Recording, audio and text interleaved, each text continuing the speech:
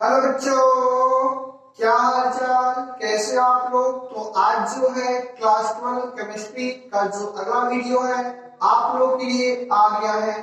तो मेरा नाम है विवेक सिंह और आपका अपना प्यारा सा चैनल केमिस्ट्री बायोलॉजी इन हिंदी में आपका स्वागत है। तो आप लोग क्या करो, हमेशा की तरह कापी पे निकाल लो और वीडियो को ध्यान से देखना शुरू करो। तो किसकी केमिकल प्रॉपर्टी, किसकी प्रॉपर्टी, कार्बोक्सिलिक अम्ल की आपको पढ़ना है केमिकल प्रॉपर्टी।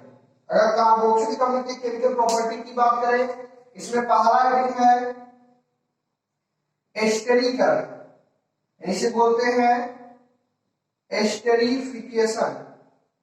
क्या बोलते हैं? एस्टेरिफिकेशन। क्या होता है एस्टेरिफिकेशन?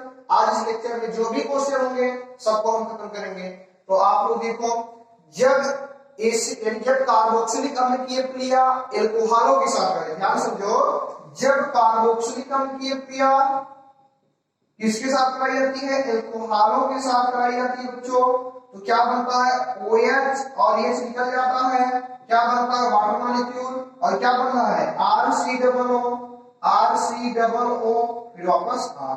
ये क्या है? एस्टर है। क्या है? एस्टर है। जब कार्बोक्सिलिक अम्ल की क्रिया किसके साथ? एल्कोहलों के साथ कराई जाती है तो एस्टर का क्या होता है? निर्माण होता है। और यह अपनी कौन सी क्रिया कहलाती है? एस्टरीकरण कहलाती है। यानी कार्बोक्सिलिक अम्ल की क्रिया एल्कोहलों के साथ तो क्या बनता है? एस्टर बनता है। यह क्रिया एस्टरीकरण कहलाती है। तो एकदम सिंपल है। तो आप लोग क्वेश्चन दे रहे हैं, आप लोग करना। जैसे यहाँ पे हम लिख दें CH3COOH, क्या है? CH3COOH, इसकी अपनी CH3OH के साथ यहाँ पे क्या प्रोडक्ट बनेगा? बहुत सिंपल है, इसको आप लोग कर लीजिएगा।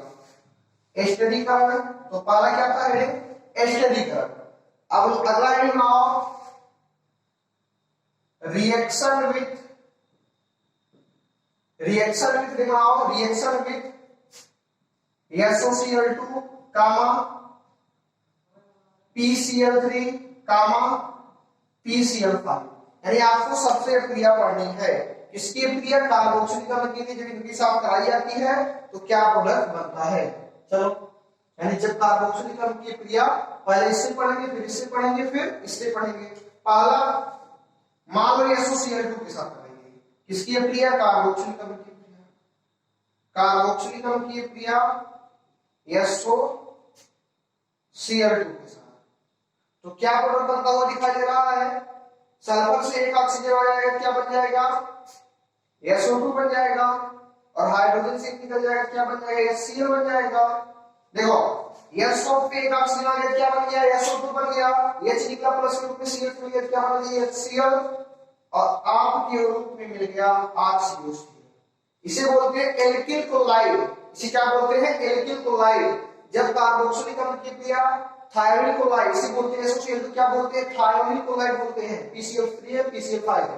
तो यहाँ पे सल्फर डाइऑक्साइड बनता है HCl और एल्किल क्लोराइड का क्या होता है? निर्माण होता है।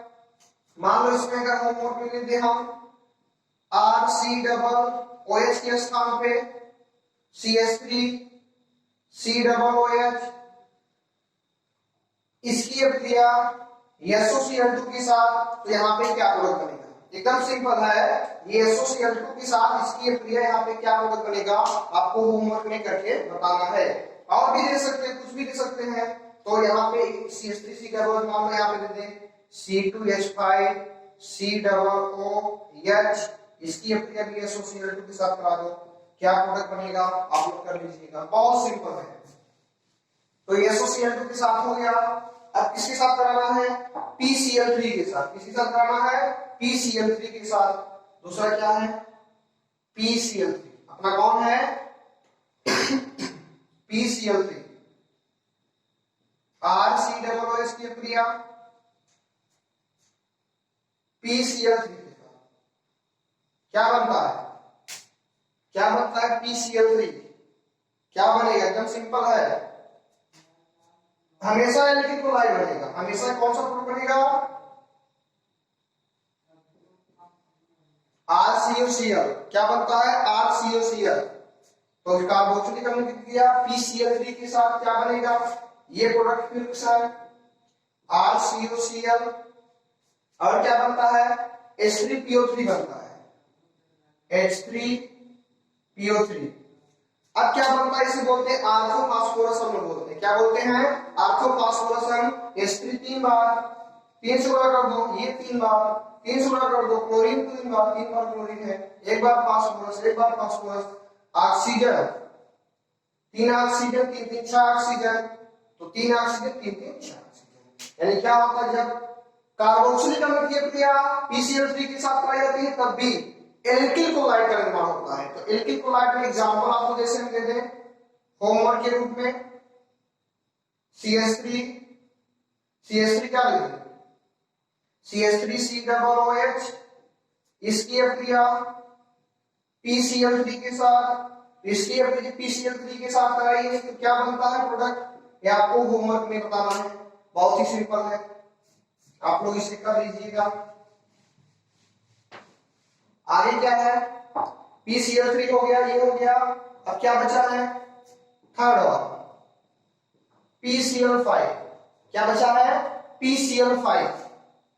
तो RCOOH की क्रिया बहुत ही सिंपल है, इसमें ज्यादा कंटेंट की दिखाने की जरूरत नहीं, बहुत ही सिंपल है, ये बहुत ही सिंपल है, PCl5 के साथ।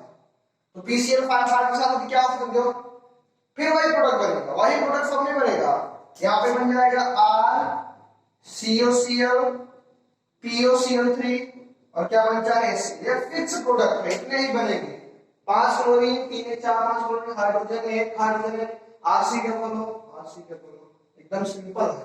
OH हो गया, O है, H चला गया। अब यानी जब कार्बोक्सिलिक अम्ल की क्रिया PCl5 के साथ कराई, एल्किल क्लोराइड क्या है, फिक्स प्रोडक्ट है, एल्किल क्लोराइड उसका नाम है। R के स्थान पे होमवर्क में क्या है, CH3COOH PCl5 रहेगा, क्या रहेगा, CH3CH2 CH2COOH, इसकी क्रिया PCl5 के साथ। वहां पे R के स्थान में जो बदला है R के स्थान में बदल जाएगा और उससे वही प्रोडक्ट आपको मिलेगा। आगे एडिंग है, तब तो ये खत्म हो गया। आगे क्या एडिंग है, अमोनिया से क्रिया, अमोनिया यानी NH3, इसे क्या बोलते हैं, NH3 यानी अमोनिया से क्रिया। क्या होता है अमोनिया से क्रिया, बहुत ही सिंपल है, अमोनिया से जैसे CH3COOH, इसकी क्रिया अमोनिया के साथ। अरे NH3 है, ये हाइड्रोजन को जब खींच लेगा तो NH4 बना लेगा, इसे बोल देते हैं CH3COONH4।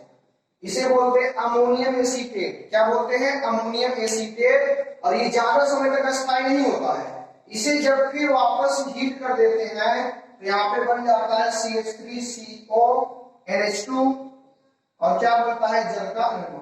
एकदम सिंपल है, क्या कर रहे हैं, जब एसिटिक अम्ल की क्रिया अमोनिया के साथ हो गई है तो क्या बना, अमोनियम एसीटेट। यह जो अमोनियम एसीटेट वाला प्रोडक्ट है ये ज्यादा समय तक स्थायी नहीं होता है, इसे जब वापस हीट कर देते हैं तो एसीटेमाइड और जल क्या हो जाता है, बाहर हो जाता है। तो ये थी जब एसिटिक अम्ल की क्रिया किसके साथ कराई गई, अमोनिया के साथ कराई गई।